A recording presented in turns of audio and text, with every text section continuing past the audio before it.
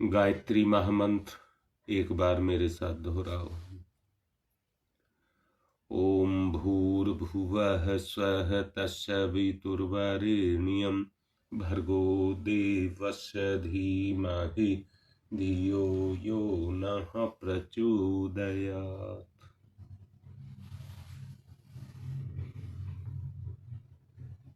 कल बात मन की चली थी और कल ये कहा था आज के लिए किस बारे में चर्चा करेंगे।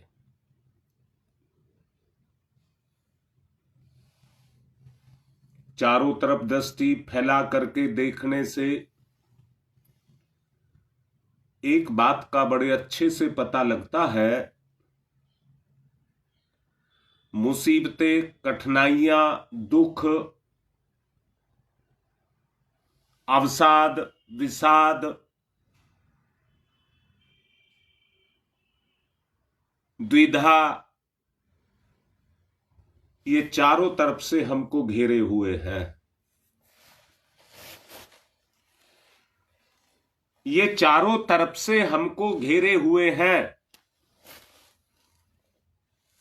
कारण कल बताया था, कभी आदमी हंसता है तो कभी आदमी रोता भी है।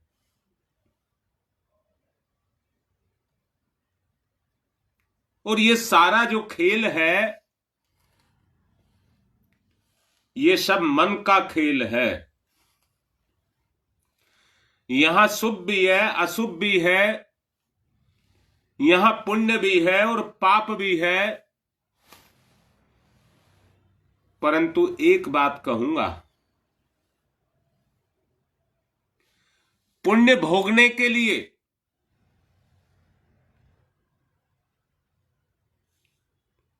और पाप मजबूर करके भोगने के लिए, भोगना दोनों में है। पुण्य को भी भोगना है और पाप को भी भोगना है। पर दोनों की स्थिति को जरा देखेंगे। पुण्य को हम भोगना चाहते हैं और पाप को ईश्वर का विधान हमें मजबूर करता है भोगने के लिए।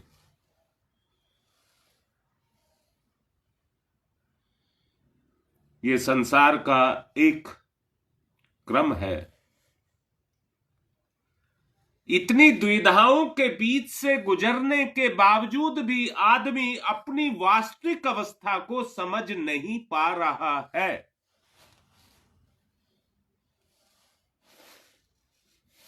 कारण अहम तत्व, अहंकार,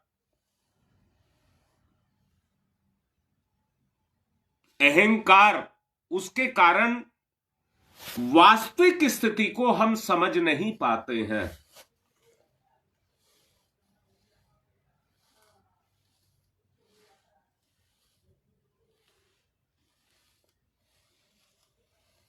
नितिन बेटा, सुनने की भी आवश्यकता है।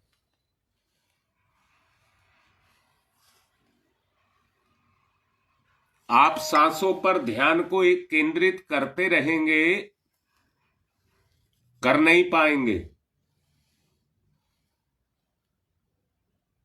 ये दो अवस्थाएं हैं और इस संसार में रह करके इतना सरल नहीं है। जी नैना, ये बात मैं मानता हूं, जबरदस्ती तो आएगा ही नहीं। इतने दिन से कह रहा हूं, सहज अवस्था ही एक अवस्था है जिसमें आएगा।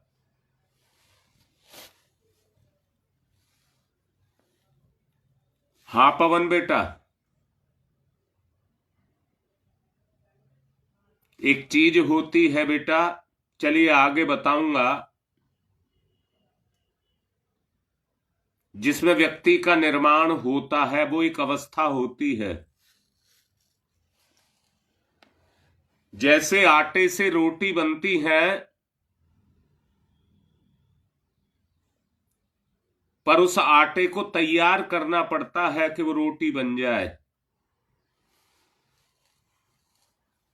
ऐसे ही अपने आप को भी तैयार करना पड़ता है, और वो जबरदस्ती कुछ नहीं हो सकता। एक अवस्था है जिसको सहज अवस्था कहते हैं।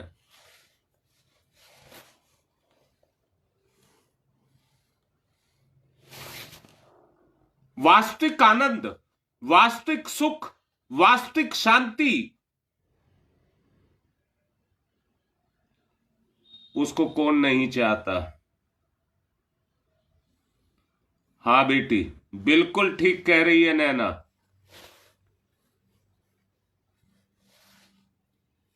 दरअसल में दिक्कत ये है कि जब प्रलोभन जगते हैं, तो जो मैंने कल आपको बताया था कि मन एक ऐसा बंधन है कि आपसे सामान्य अवस्था में तो सही सही बात को स्वीकार करता रहेगा,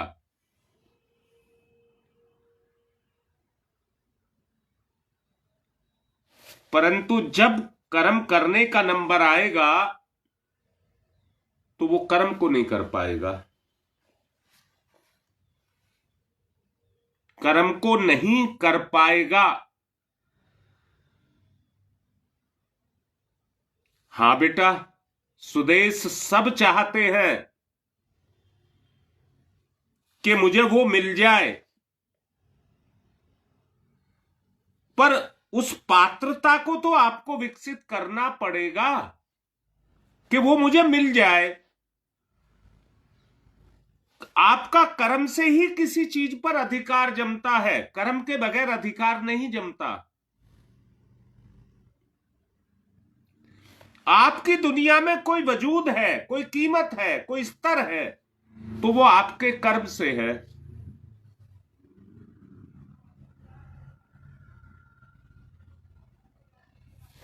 ये भी मैं कह रहा हूं, सुदेश, अभी मैंने बोला है बेटी, हम चाहते तो हैं, हम पे विचार की नॉलेज तो है। मैंने बहुत पहले से कह रहा हूं, बोलना तो हमको आ गया,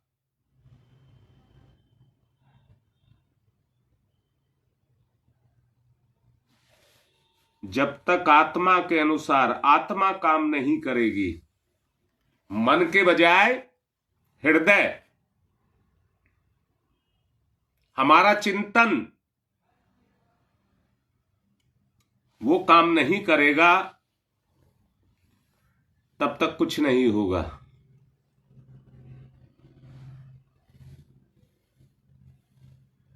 तब तक कुछ नहीं होगा। बेटा नैना, एक बात और भी कह रहा हूं, ये जितने लाइन पे हैं, ये सब के सब गायत्री मंत्र का जप करते हैं, और गायत्री मंत्र ही गुरु मंत्र है, और गायत्री मंत्र से बढ़कर दुनिया में कोई मंत्र नहीं है, कोई शक्ति ही नहीं है। इसलिए गायत्री को आद्य शक्ति कहा गया है, आद्य शक्ति, जो आदि शक्ति है, बीज शक्ति है।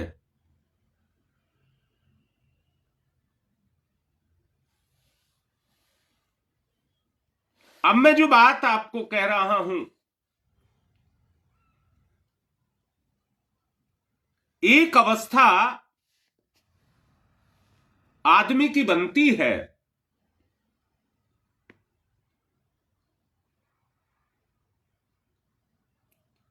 वो जो अवस्था आदमी की बनती है, कहीं वो अपने आप को लाखों में एक पाता है, और कभी वो अपने आप को लाखों की भीड़ में छुपा हुआ पाता है, वो एक भी नहीं पाता। दोनों अवस्थाओं को देखना। कभी व्यक्ति लाखों की इस भीड़ में अपने आप को, अकेला नहीं कह रहा हूं, लाखों की, जैसे अंतरिक्ष के अंदर कितने, आकाश के अंदर कितने सारे तारे हैं, पर रात को जब चंद्रमा निकल आता है तो वो सारे तारे गायब हो जाते हैं। सारे तारे गायब हो जाते हैं। ऐसे ही लाखों की भीड़ में चमकने वाला कभी आप चंद्रमा के समान हैं और कभी लाखों की भीड़ में खो गए और आपका नहीं पता, कोई नहीं आपको जानता।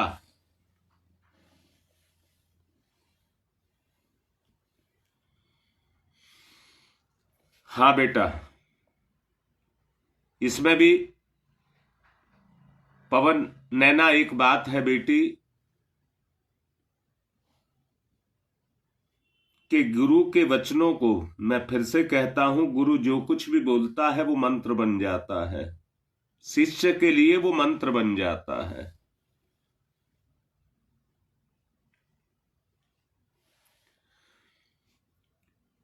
अब हमें अपने आप को ये देखना होगा कि आज के समय पर मेरी, इस समय वर्तमान में मेरी स्थिति क्या है। मेरी अपनी स्थिति क्या है, मुझे इसको देखना होगा।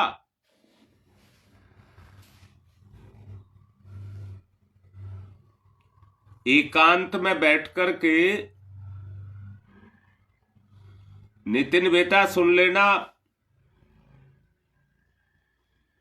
एकांत में बैठ कर के भी इंसान संसार में खोया रहता है।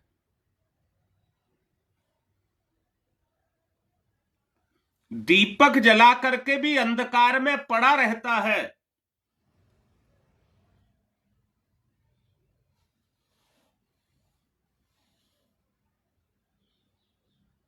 बड़ा आसान नहीं है अपने आप को उस स्थिति से उबारना। जहां तक ईश्वर से जोड़ने की बात है बेटा, जब तक आप संसार को नहीं छोड़ेंगे, ईश्वर के साथ आपको कोई भी नहीं जोड़ सकता, गुरु भी नहीं जोड़ सकता।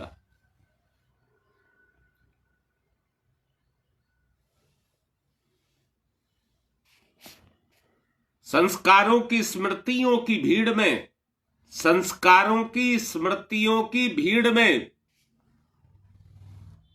आदमी खोया रहता है और परेशान रहता है, क्योंकि उसके अंदर मन बसा हुआ है। मन ने अपना संसार बसा करके रखा हुआ है,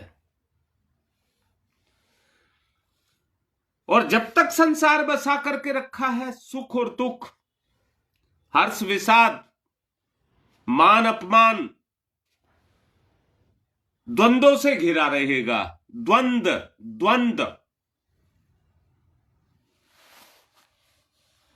और दुखी और परेशान रहेगा। अब यहां जानने की आवश्यकता एक है, ये द्वंद्व क्या है।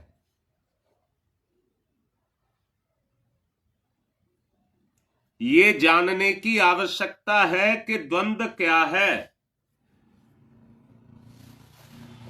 और द्विधा जो पैदा होती है वो द्वंद्वों के कारण ही पैदा होती है। द्विधा, दो तरह की धारणा। कैसी? ये काम करूं या ना करूं।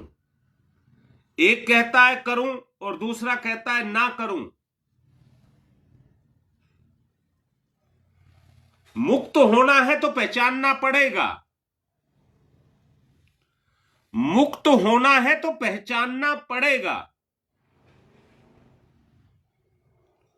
वरना तो मन के खेल में फंसा रहेगा, मुक्ति नहीं पा पाएगा।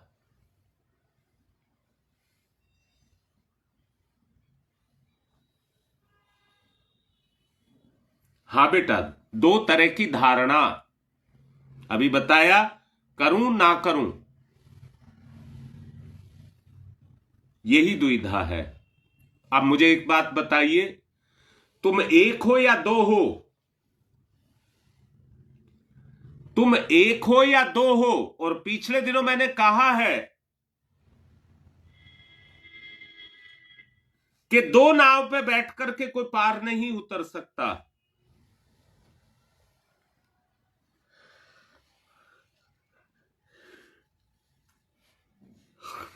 या तो संसार को बसाइए या मुक्ति को पाइए। जी, अज्ञानता वास्तव में तभी ही मिटती है,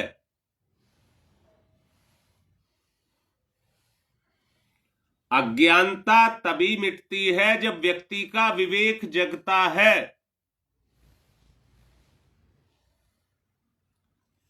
हां, ये तो मान लिया सुदेश, हो तो आप एक, पर द्विधा से घिरे हो कि नहीं घिरे हो।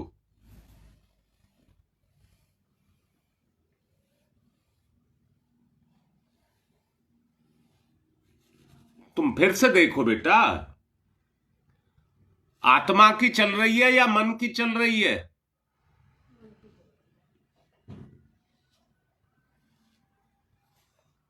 अगर मन की चल रही है तो इच्छाओं का दमन करना होगा।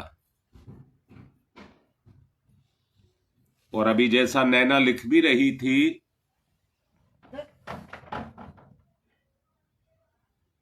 बड़ी अच्छी बात लिख रही थी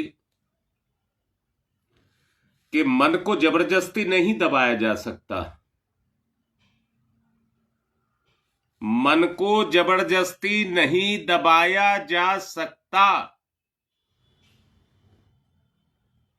सहज प्रक्रिया के द्वारा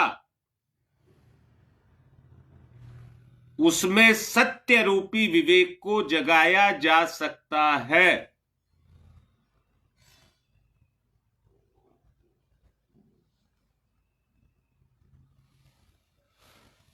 पवन, कितनी अच्छी बात है, कितनी अच्छी बात है अगर इसको आप सब समझ जाएं तो। पर मैं एक बात कह रहा हूं बेटा, अगर मोबाइल के टावर भी होते और ईथर तत्व ना हो तो, क्योंकि जो सिग्नल की गति है वो ईथर तत्व में है।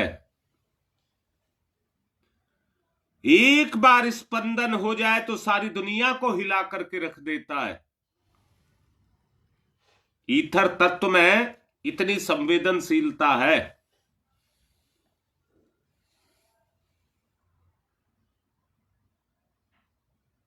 इतनी संवेदनशीलता है। यहां एक बात समझना बेटा, पवन कर्म ही लौट करके आता है,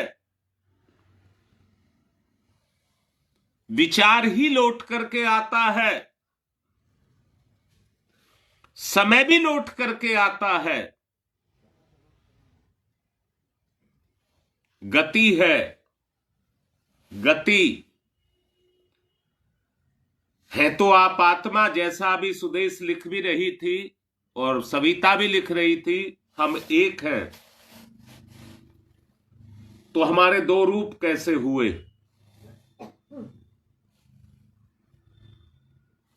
दो रूप हुए, मन से संसार और हृदय से परमात्मा।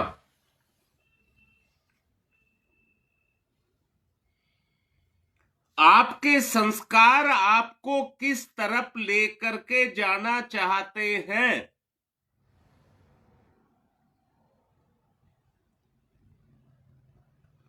उस संस्कारों के अंदर सत्य यानी कि विवेक का जागरण करना होगा।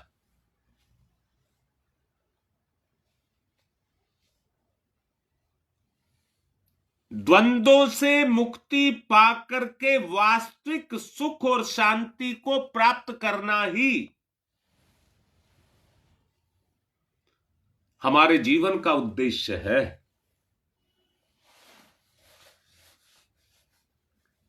हमारे जीवन का उद्देश्य है।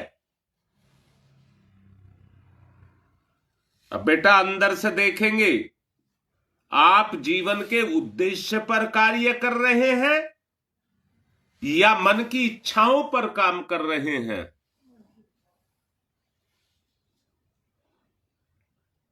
ये आपको सोचना पड़ेगा।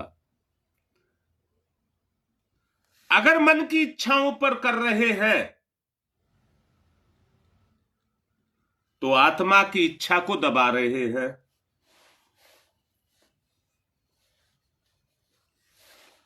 वहीं से दुविधा पैदा होगी।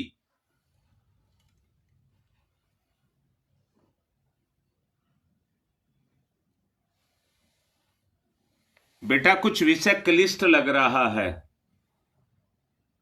नितिन, नैना, पवन ये तो तीनों बोल रहे हैं, बाकी सब चुप लगा गए। क्या संभव नहीं है? क्या मैं सवाल कर रहा हूं, आपकी चेतना काम नहीं कर रही?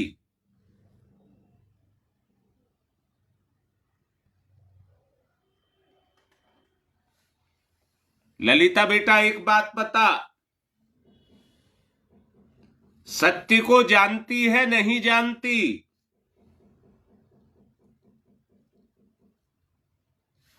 टिक क्यों नहीं पाते?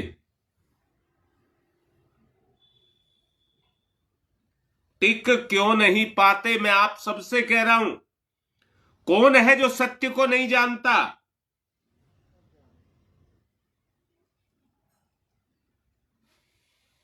परंतु बुद्धि सांसारिक हो गई।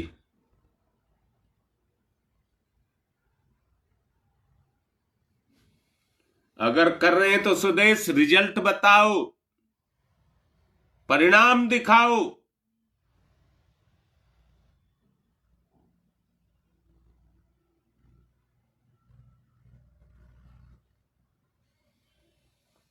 परिणाम दिखाओ। आप कह रहे हैं सब जानते हैं, मैं भी कह रहा हूं सब जानते हैं। तुम ही नहीं, पापी भी जानता है। जो पाप कर रहा है, वर्तमान में कर रहा है, वो भी जानता है कि मैं गलत कर रहा हूं।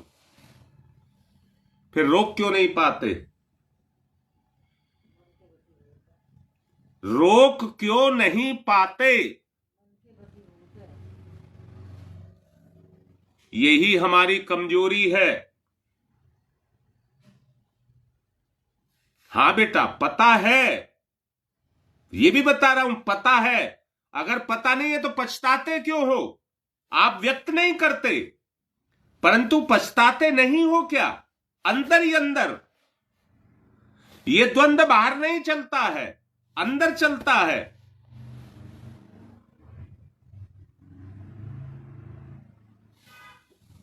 द्वंद्व से अगर मुक्ति पा गए तो मन आपके कंट्रोल में आ जाएगा। नियंत्रण, फिर मन पर नियंत्रण आपका होगा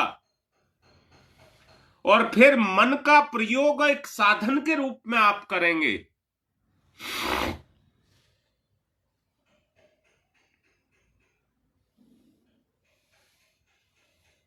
बेटा मैं ये डांट रहा हूं,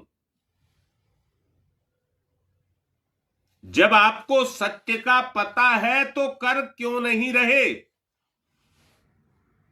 आप साधक हैं।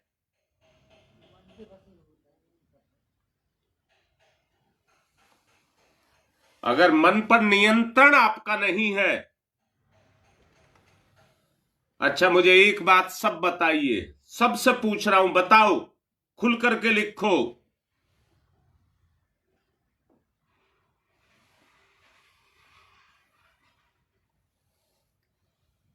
किसी एक का नाम लेता हूं। नैना बेटी एक बात बता, इस संसार से तुझे क्या लेना है? बेटी ईमानदारी से बोल, ये जो लिख रही है इसको छोड़, इसको छोड़, ये नहीं चाहिए। सब कुछ छोड़ करके बताओ तुम्हें संसार से क्या लेना है?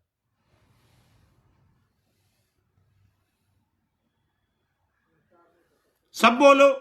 मैंने नैना का नाम नहीं इसलिए लिया प्रतीक रूप में, पर बोलिए सब, तुम्हें संसार से क्या लेना है?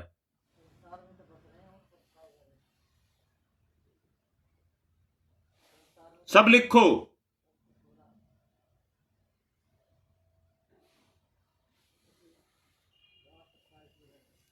यहां लेने के लिए आए हो? अच्छा बेटा, प्रेम लेना है, ठीक है। और लिखो।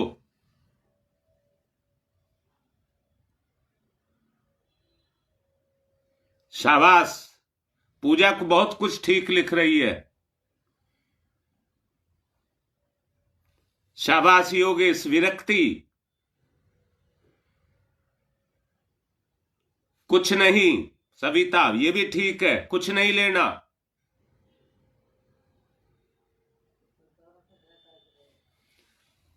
योगेश बेटा, जब विरक्ति लेनी है तो फिर झंझट क्या है, दिक्कत क्या है?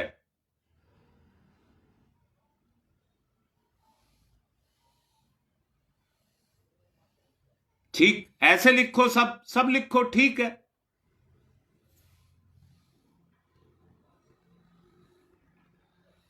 नहीं बेटा, इतना बड़ा सवाल नहीं पूछा मैंने। मैंने पूछा है संसार से आपको लेना क्या है।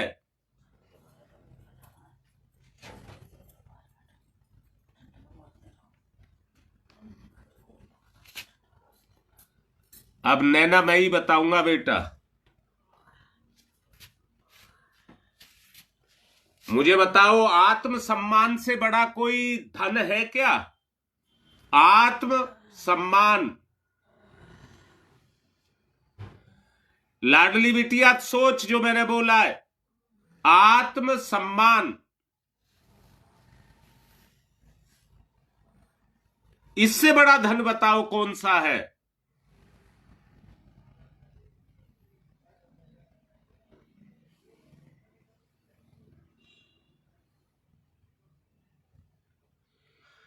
नहीं बेटा, संसार में रहने का मतलब लेना नहीं। संसार में आए तो सबका कर्ज चुकाने के लिए आए हैं। निखिल, बहुत अच्छे से सुन लेना। और वो देने की जो चीज है, देना ही देना है संसार में। और वो देने की जो चीज है उसका नाम है आत्म सम्मान। आत्म सम्मान।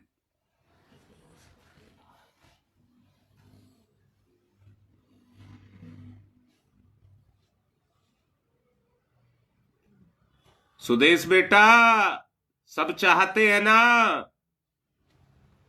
तो मैं आपसे पूछ रहा हूं, लेना है तो पहले देना पड़ेगा। पहले उसकी फसल उगानी पड़ेगी, बीज बोना पड़ेगा। लेना तुम्हारे हाथ में नहीं है, देना तुम्हारे हाथ में है।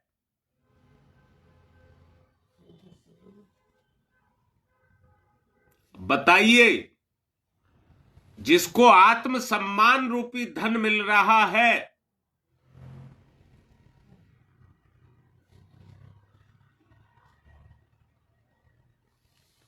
तो सुदेश फिर तो एक बात मान लिया जाए, तुमने लिखा है, बिल्कुल ठीक कह रहा हूं मैं, तो आज से शुरू हो जाए फिर तो। यहां एक बात कह रहा हूं, जब तक धैर्य रूपी गुण नहीं जगाओगे तो धारण करने की क्षमता, पात्रता नहीं जगेगी।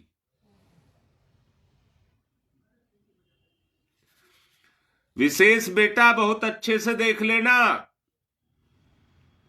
अपनी पात्रता को अगर आपको नाप करके देखना है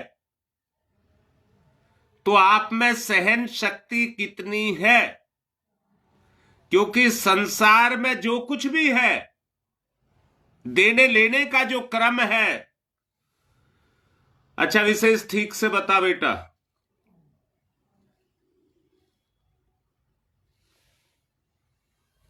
अगर तुम्हारा अपना ही कोई रिश्ता, आज का जो सबसे बड़ी दौलत है उसका नाम है रुपया,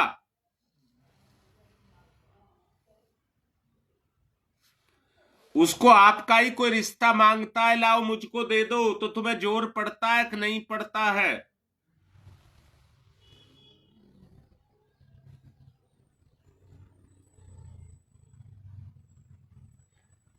जिसका जो काम है, जैसे पैसा कमाना पुरुष का काम है और घर चलाना स्त्री का काम है, अपने काम को करने में जोर पड़ती है, यहीं से दुविधा पैदा होती है। अपने जिम्मेदारी को पूरा करने में जोर पड़ता है, इसलिए दुविधा पैदा होती है।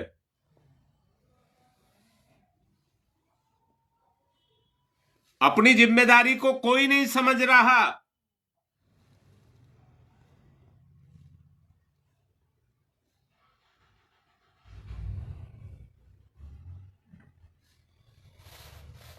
नितिन, इसमें मैंने एक ही बात कहा है बेटा, इसके अंदर सारी दुनिया समाई है।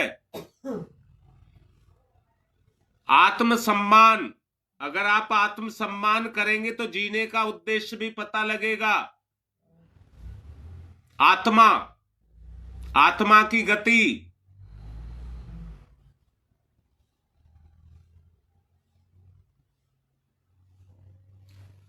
पूरक बेटा, नैना पूरक।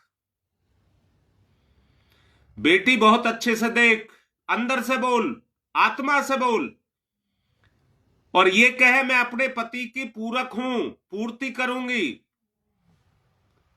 और पति भी इसी बात को कहे, मैं अपनी पूर्ति करूंगा अपनी पत्नी की। दोनों एक दूसरे के पूरक, क्योंकि दोनों की अपनी अपनी विशेषताएं हैं,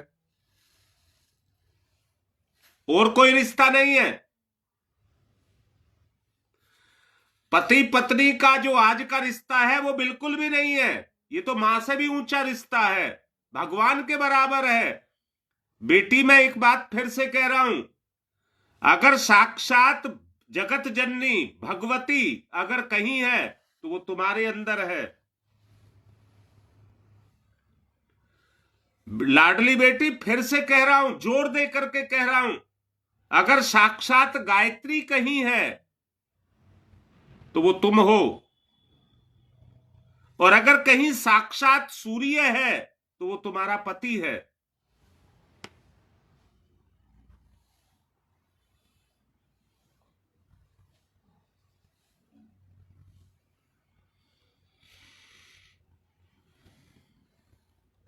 बहुत अच्छे से देखो बात की स्थिति को, जो स्थिति है उसको समझिए।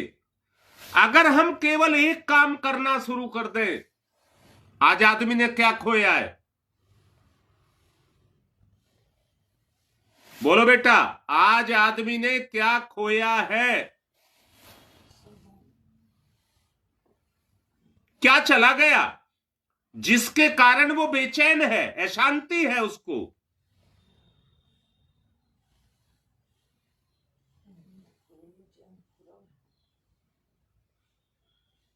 हाँ बेटा, विशेष लाडले बेटा, जो मैं बोल रहा हूं घर में सबको बताओ, सबको कहो, इसको सुने। अगर घर में आत्मसम्मान देना आ गया तो बाहर की किसी चीज की आपको जरूरत नहीं रहेगी। दोबारा बोल रहा हूं, बहुत सारी चीजें ऐसी हैं जो आज हमने जरूरत बना करके रखी हुई है, उन्हीं के कारण दुविधा है। कैसे होगा, कैसे होगा, कैसे होगा, कैसे चलेगा, कैसे चलेगा?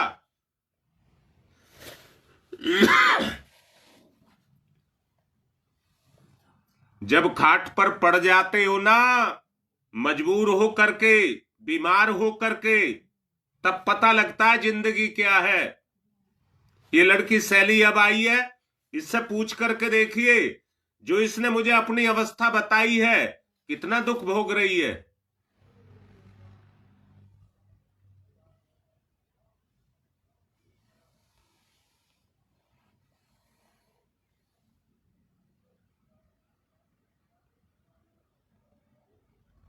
शाबाश बेटा नैना, शाबाश। परंतु यहां मैं एक बात कह रहा हूं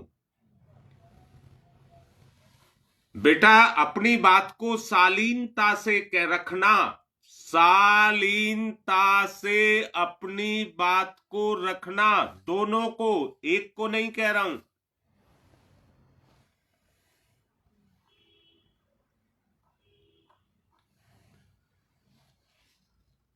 ये बात सही है बेटा। और पति पत्नी क्यों, दोनों की जिंदगी तो तब सफल है ना जब अपने परिवार का निर्माण कर दे उस स्तर पर जो उसको आत्मसम्मान देना, इससे बड़ा दुनिया का कोई सुख नहीं है। अगर फिर भी कोई तर्क वितर्क करता है तो वो द्विधा में फंसा है।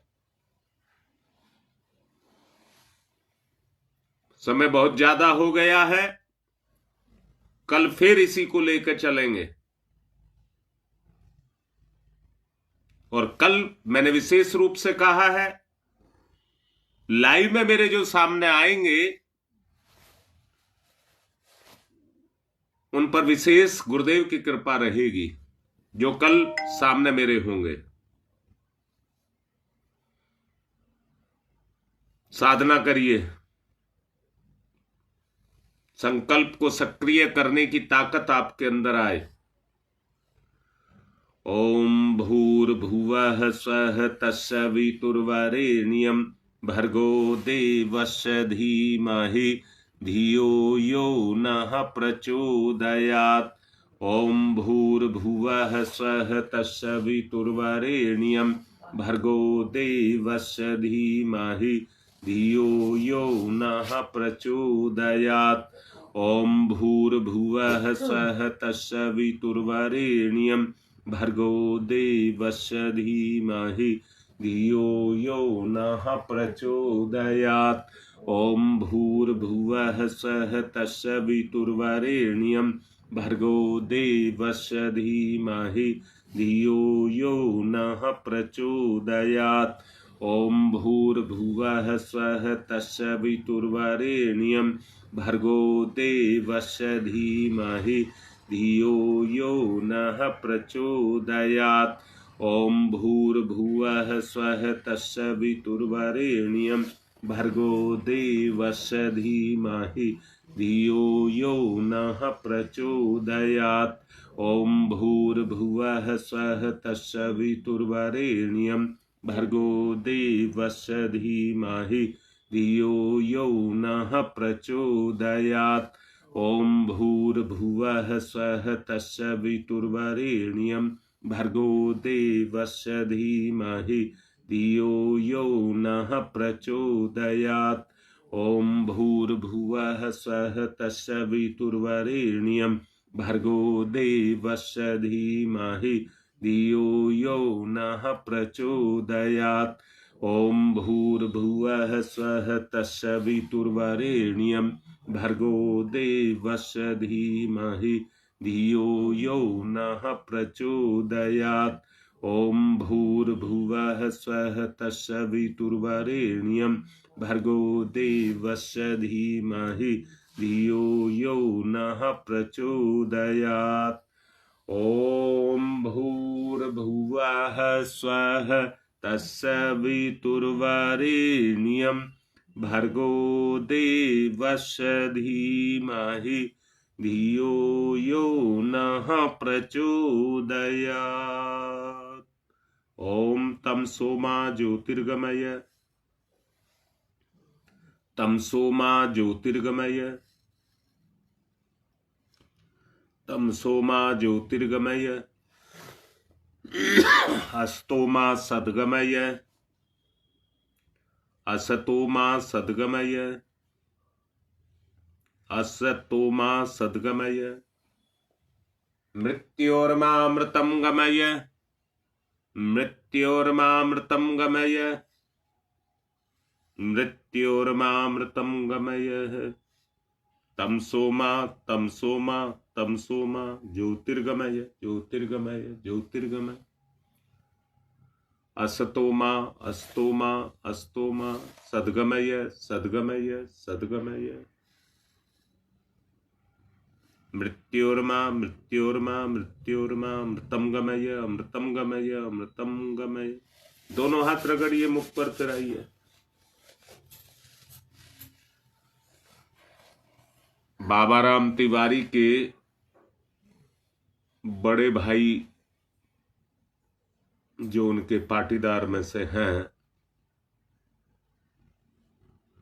वो एक्सपायर कर गए हैं आज। आप सभी से प्रार्थना है उनकी आत्मिक शांति के लिए सभी ईश्वर से, गुरुदेव से प्रार्थना करना है।